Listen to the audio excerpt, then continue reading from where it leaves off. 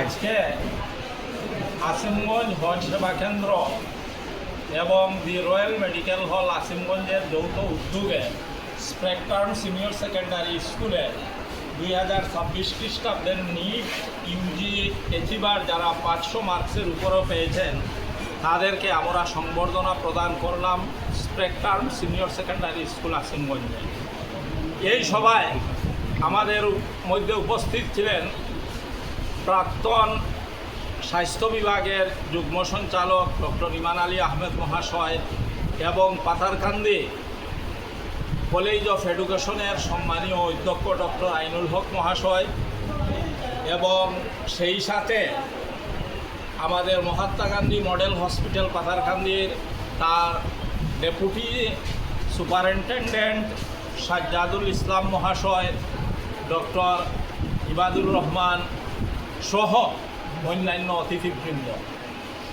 আমাদের সবাই যথেষ্ট সাড়া হয়েছে, সবাই এসেছেন, সবাই বক্তব্য উপস্থাপন করেছেন এবং ওনাদের বক্তব্যের মধ্যে আমরা দুটি কথা সবচেয়ে বেশি ওনারা গুরুত্ব দিয়েছেন যে ভবিষ্যতের চিকিৎসকদেরকে ওনারা মানবিক প্রয়াস নিয়ে সুন্দর সুষ্ঠুভাবে সমাজ সচেতনতায় এবং স্বাস্থ্যসেবায় এগিয়ে যাওয়ার ওনারা আহ্বান করেছেন।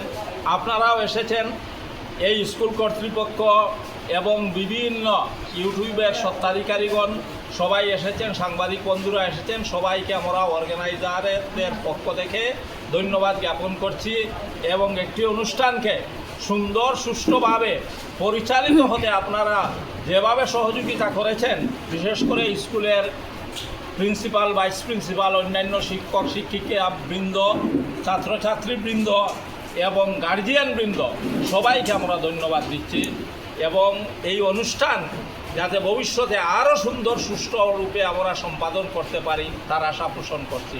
ধন্যবাদ। নেট উত্তীর্ণ হওয়া প্রিয় ছাত্রছাত্রী কতজনকে আপনারা সংবর্ধনা দিচ্ছেন? আজকে আমরা 28 জনকে বৃহত্তর শ্রীভূমি তথা করিমগঞ্জ জেলার এবং বৃহত্তর আসিমগঞ্জ পাথারকান্দি এলাকার 28 জনকে আমরা সংবর্ধিত করলাম। যেহেতু আগামী দিনে যারা নেট উত্তীর্ণ হইবা তান্তানোর উদ্দেশ্যে আপনার কিতা কইবা?